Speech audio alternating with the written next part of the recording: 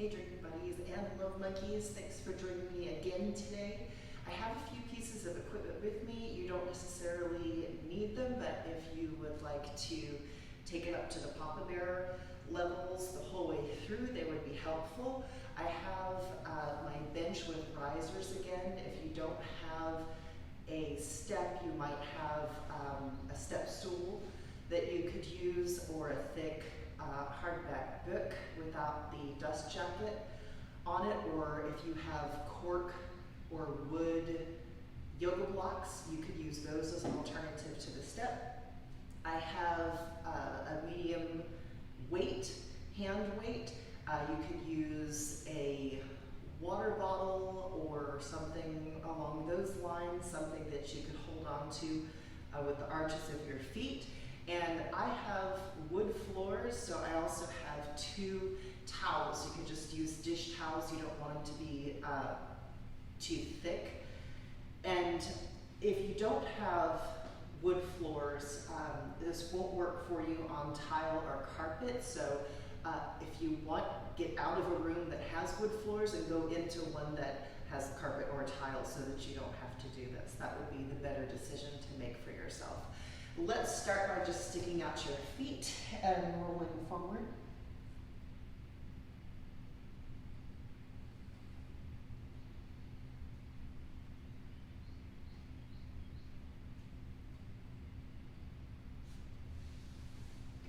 Let's take the arms up, twist to one side, one hand in front, one hand in back, up back to center and the other direction. And just take this at your own pace and your own range of motion. We're going to work on the lower abdominals, the really low, really deep abdominal muscles that sit right on top of your visceral organs and hold things in place. They're typically sort of hard to access, but when you're using an incline, it's quite a bit easier. So that's why we have the bench. If you have one of those big inflatable exercise balls, you are welcome to use one of those. I make it a point never to have one in my house, and that means I never have to use one when I'm not in the studio. Good, and let's drop this to one side and dip over. We'll also be doing some balance work. That's something that I haven't done these last few weeks in quarantine, so I'm anticipating that maybe other people have not. So some of my students have told me that they're doing planks, at least a plank a day, and that they're walking or they're doing the videos, and I'm really glad that you're sticking with it, and I miss all of you. And when we get back into the studio together, I imagine we'll just have fun the first day, and I will try to ease you back into our routine. But this is something to try more than once and keep your strength up until that time. I've put it off as long as I can though, so we better get to the practice. The first thing let's do is come onto your back with your feet flat to the floor, knees pointed at the ceiling. If you have some low back sensitivities, you might be better served having your hands under your hips with the palms facing the floor. As your baby bear choice, you can just take your right leg out as low to the ground as you can get without it touching. We don't want it on the floor. We want it as parallel to the floor, as low to the floor as you can get without touching. And if you just want to do that right leg, that's fine. If you want to add to it the left leg. And so what you're doing is you're pulling down with your belly button. So if you relax your belly button, your legs will pull away from you. If you pull your belly button down, they'll come with you. So you're not moving your legs, it's your belly that is holding this down. So just holding the weight of your legs here. And this is a holding 100. In Pilates, they will sort of scissor the legs. I find that that's a little harder on the low back, and it uses more momentum than it does the really deep abdominal muscles into the transverse and the rectus abdominis area. And so legs are about 35 pounds each. So in this little band of abdominal muscle, we've got about 70 pounds that's just sort of hanging off of it. It's a better idea to either keep your toes pointed or flexed, but neutral toes are going to pull on your lower back. And it's a good idea to keep your knees as straight as you can. If they bend, that's going to pull on your lower back unless they're at a 90-degree angle. So if you're going to bend them, commit to the bend. If you're not going to bend them, commit to this straight version. So one of the things you'll have to play with is the ability to pull down with your belly button and still breathe. I am aware of the passage of time. We are still on this side. We haven't changed.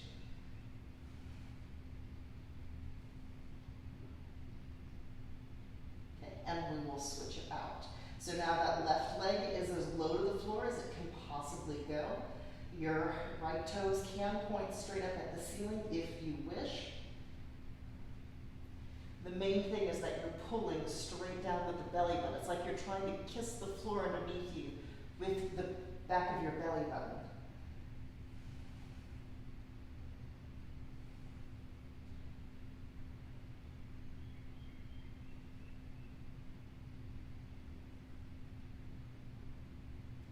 And a lot of women, especially because we have the extra estrogen, we tend to carry extra fat down here to keep the pelvic organs warm and so forth. And so a lot of women will try to do these holding 100s in the hopes of getting rid of that. This is still a good thing to do because this can prevent pelvic prolapse, and you need this area of your body to be nice and strong. But cardio is what gets rid of the fat. So it's a good idea to build the muscle under the fat as long as you aren't heartbroken when you don't see the muscle because this layer is covering it up. And for me, this is not estrogen, it's champagne. So, you know, estrogen, champagne, 6 of one, half dozen the other. Pick your poison. Now we're going to bring this left foot to meet your right foot. So I've got my ankle crossed over my knee, my right ankle over my left knee, and we're going to pull the belly down and lift with the hips. So depending on how long your torso is, your hips might not come up at all, or if you're like me, they can come up a lot. Again, a thing to watch out for is momentum. So you're going to pull down with your belly, lift with your hips, and relax. Down with the belly, lift with the hips. Down with the belly, lift with the hips. You can leave your hands on the floor if you need, some extra help. But a lot of people, their hips don't even come up very high, but they are making the right movements.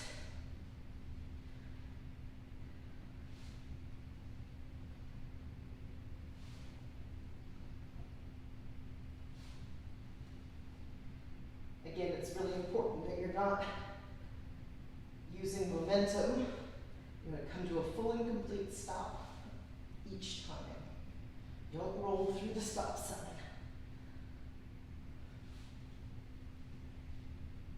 Switch.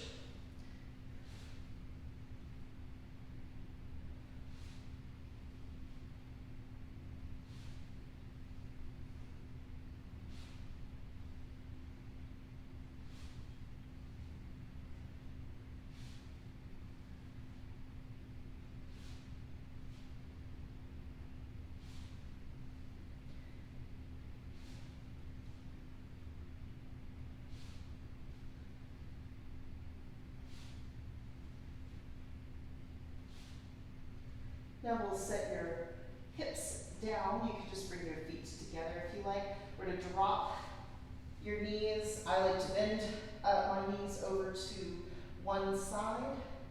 You can do it with straight legs, but that really pulls on my lower back, so I thought I might try it and changed my mind as I was going over. And then you pull straight down with your belly button. That brings you back to center. And then take it over to the other side.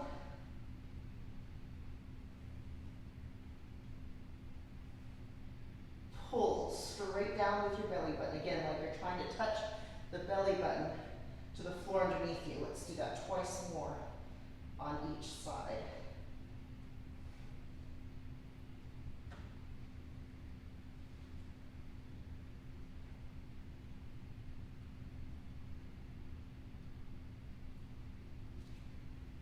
So again, it's not that you're moving your legs, it's that your legs are coming with the movement of your belly.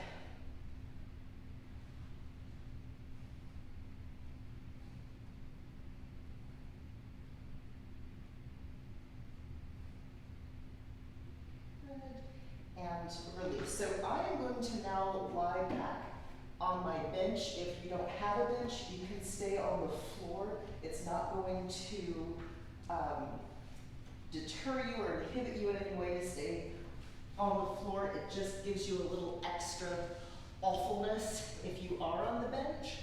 So I might run out of room here because I'm pretty next to the wall, but if you have an exercise ball, you can bring it between the arches of your feet and squeeze inwards. You'll feel your inner thighs really engage as you do that. You're just going to bring your feet, and so, you know, if you're on the floor, you won't be able to drop your feet below your hips, and that's where it really gets awful. You're just going to take this in circles.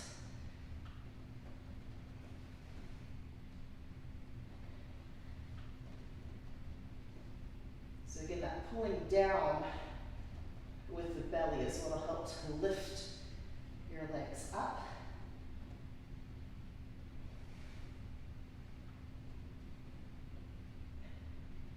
And then you can take it the other direction.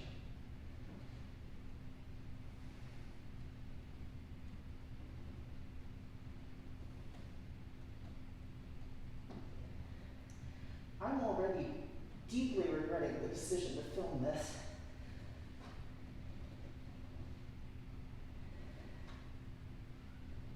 I wouldn't expect a new video for a few days if I were you kids. And let's bring that shit in. Okay, so same thing, if you are on the floor and you're not able to elevate yourself, that's fine. The nice thing about this incline is, again, that you get your feet below your hips. That makes it more challenging. We're just going to go straight up and down, but we're going to go nice, slow, and controlled so that your low back is not doing the work. Remember, the focus is pulling straight down with the belly button.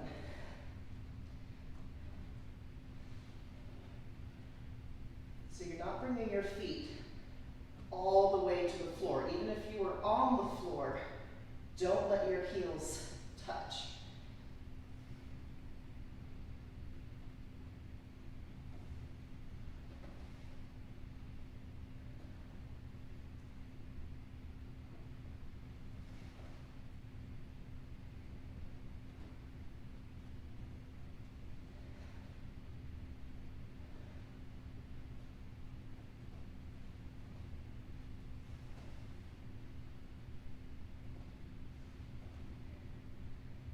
And let's drop. You can just take your knees from side to side if you like to stretch out your lower back. I'm going to flip over so that I'm on my belly. And again, if you are on your floor, that's fine. Be on your belly on the floor.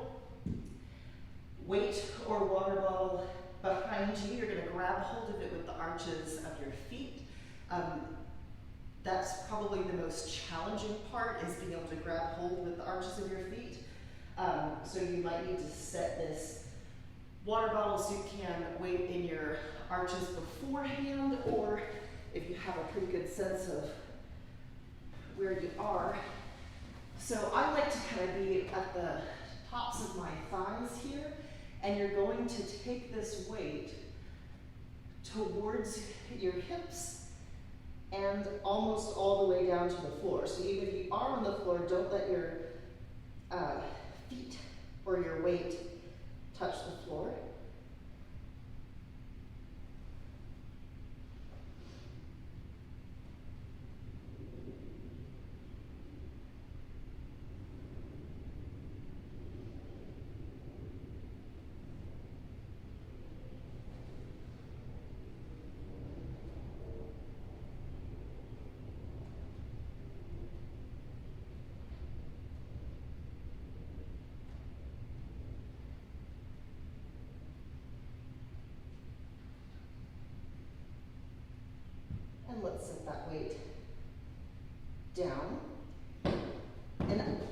come to the end of the bench with the towels. If you have a coffee table, or you could use the edge of a couch, for example. If you don't have the ability to use the sliders, you can still use the incline if you have a piece of furniture nearby. Towels are coming next, so I'm going to have those on standby. So let me show you how to do this if you haven't got towels. So you're going to come to the edge of the bench and you're going to plank. If you haven't got towels, you're going to bring your right knee to your left elbow, your left knee to your right elbow, so forth and so on. And you can still do that if you prefer. Some people like to get the foot up off the floor because it contracts the obliques even more. If you have got towels, you're going to put the balls of your feet on the towels, and you're just going to take this sliding, skiing motion. So here I'm not crossing over. If you don't have towels and you're doing the steps, you are bringing your right knee to your left elbow. If you do have towels, it's right knee, right elbow, left knee, left elbow, same side.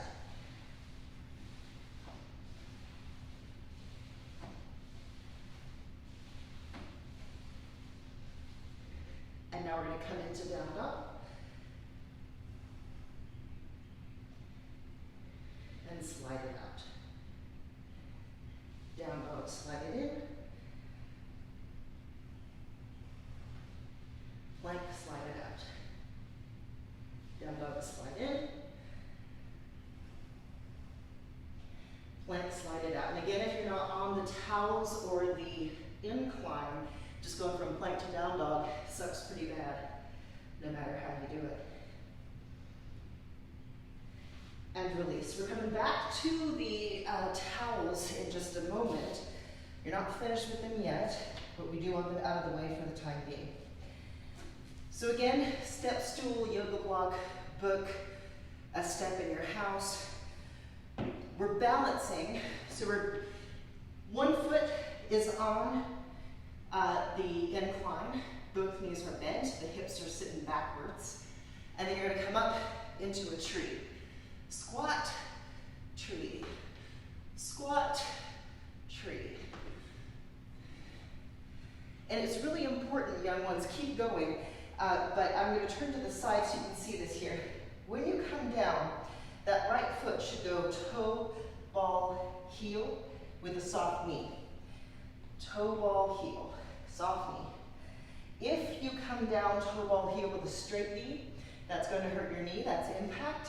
And if you're coming down with a flat foot and a straight knee, or a flat foot and a bent knee, that's still impact. It's not going to feel good on your knees or your low back.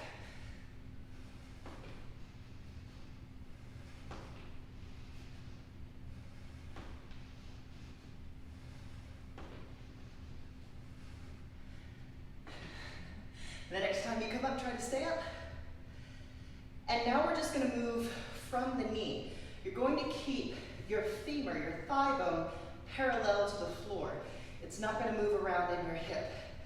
So it's like you're drawing a circle on the floor with your big toe.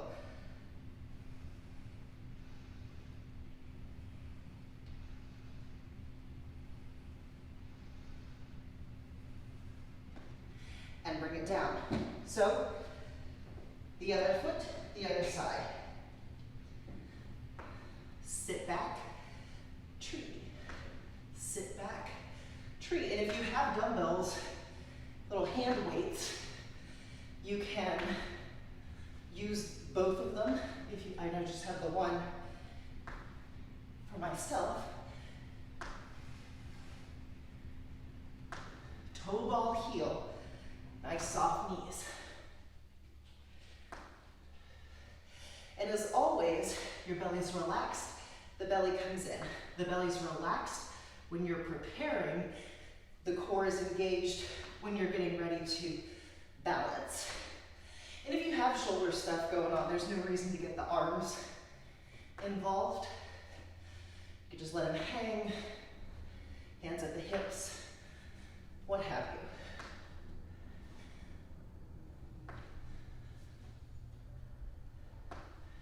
The next time you come up, try to stay up. And rond de jambe. So we're moving from the knee. The circles are not coming from the hip. That will pull you all kinds of crazy directions.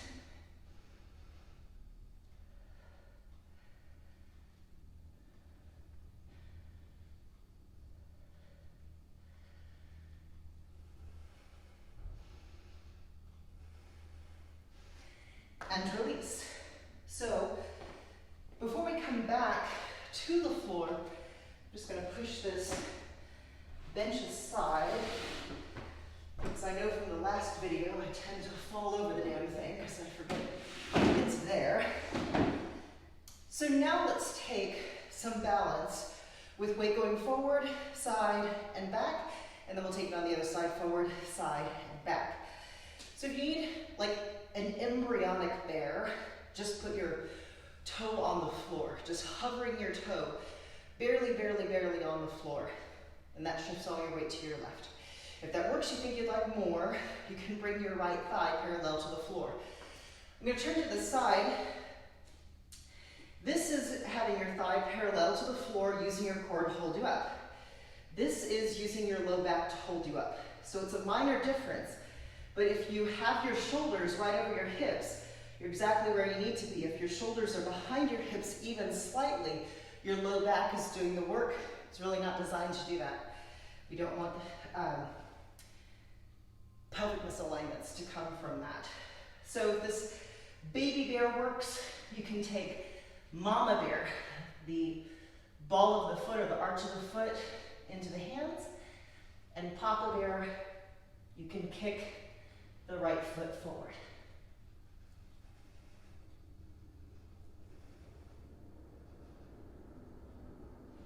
And bring it in and down. Taking this to the side. So your core is really accustomed to weight going forward and backward because of the way that we walk.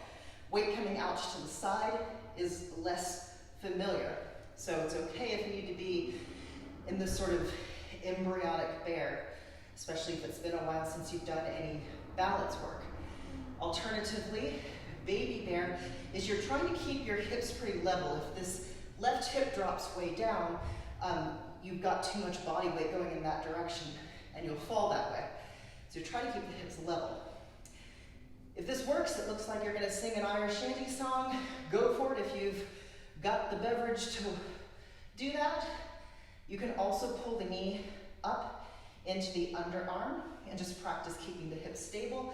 If you can, grab hold to the inside of your foot or your strap and give it a kick. Going backwards, you will notice how the feet and calves on your left side have been helping you stabilize and balance. So if you need to shake your foot out, that's fine. It feels strange to me to be doing this in shoes. I can feel that my foot's working a different way. So again, this baby bear, you've got your toe on the floor. You're not leaning forward, you're pulling back. And I don't know who's at my damn door, but they're not invited, so they should leave pretty quickly. Grab hold of your foot and bring the knee down. Don't know who they are, but they need to leave. And if you want papa bear, kick your foot up and back, and you're kicking your foot up and in to the palm of your hand. So you're not, so what I see a lot of people doing is they have the heel to the hip and then they lean forward. That's not what we want. We want that nice length. So you have weight going in both directions, forward and backward. It's that equal and opposite move that brings everything to center.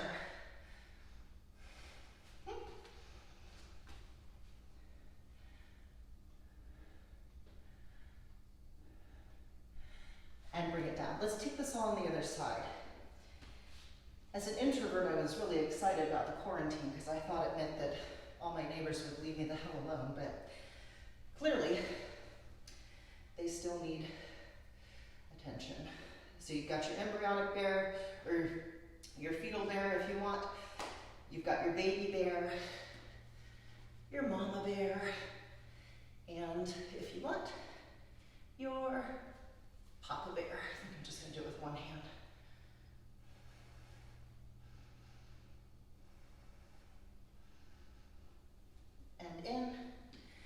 down. So to the side. Here, even hips. You can be here. You could be here. Or you can kick it out.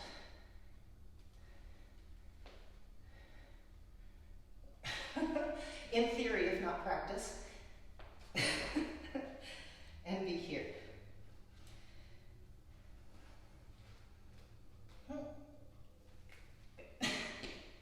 Anyway, the other side, further back. Again, we want the shoulders over the hips. Leaning forward is too much weight this direction, it's too easy to fall over. So grab hold of the front of the ankle or the dorsal side of your foot, that's where your shoelaces are, if you have shoes on, and up and back.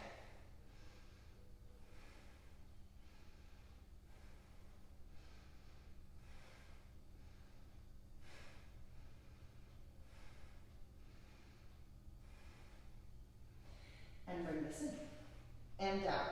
So now let's play with weight coming from the side and moving to the back. This is, again, it's a little bit less familiar. Weight going forward and backward is how we walk.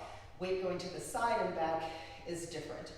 So you're gonna come into a tree, and then relax your belly and dip forward and come out parallel to the floor so that you're in warrior three. And then pull in with the belly back to tree. So tree to three. Nope. It's been a while since I've done this one. Feel free to fall as well.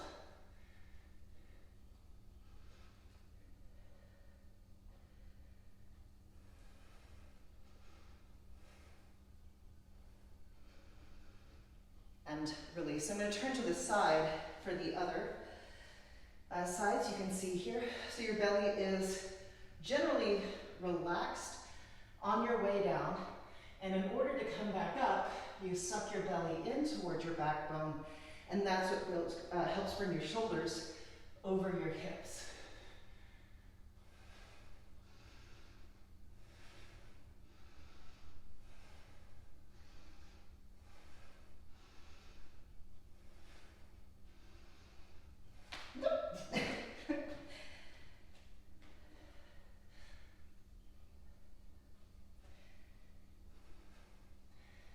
I'm so glad they don't have that on the field sobriety test. That would be really awful. Let's bring your feet out parallel. And some people's feet naturally go out to the side. Try to get your toes pointed straight forward. Pull your belly in, tuck your tailbone under, onto the balls of the feet, and down. So we're not rocking back onto the heels. The ball of your foot never leaves the floor, just the heel.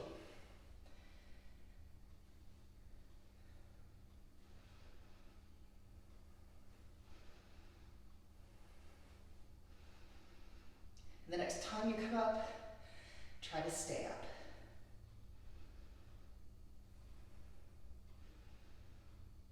Again, I'm not used to doing this in shoes. One of the reasons yoga is done barefoot is because you have something like 33,000 nerve receptors in the foot that help with your balance.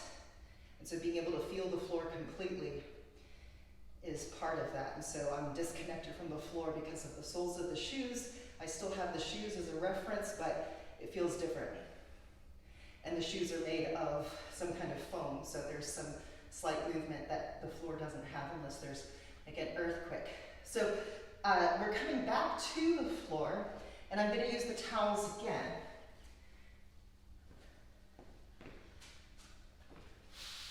If you don't have towels, I'll show you what to do. So you come out into a plank, circle, circle, circle, circle. Now if you haven't got, keep going, if you haven't got the towels, that's fine. You can tap, tap, tap. And the thing is, you're not taking your hips with you. You want to keep your hips nice and level as you're doing this.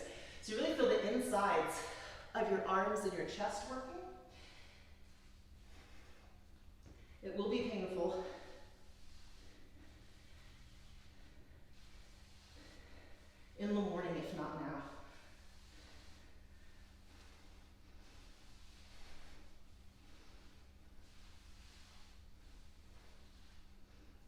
and rest. Back to child's pose.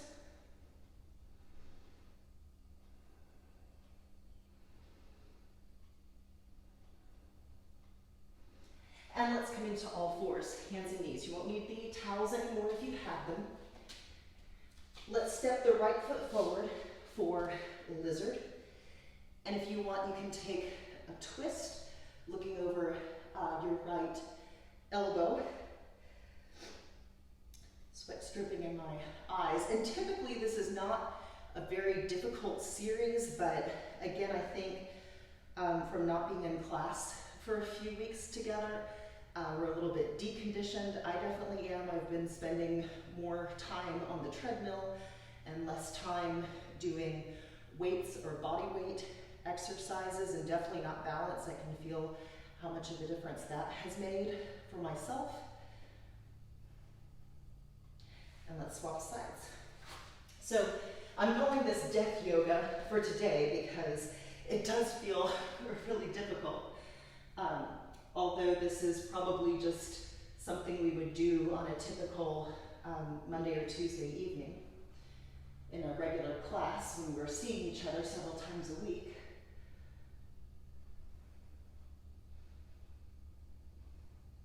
And anytime you're in a lizard kid, watch out that you're not locking your elbow. It can be straight, it just that hyperextension is not going to do you any good.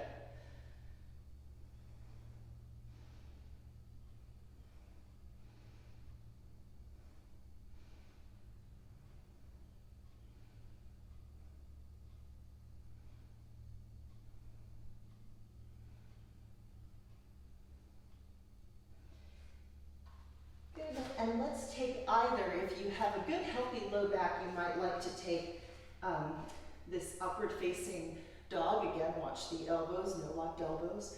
That might be more than your low back likes.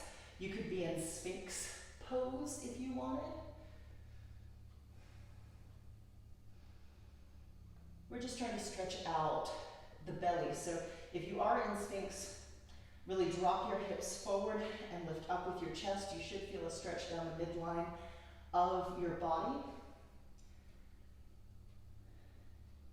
And I think it's officially springtime because I just saw a skink run by on the pool deck outside.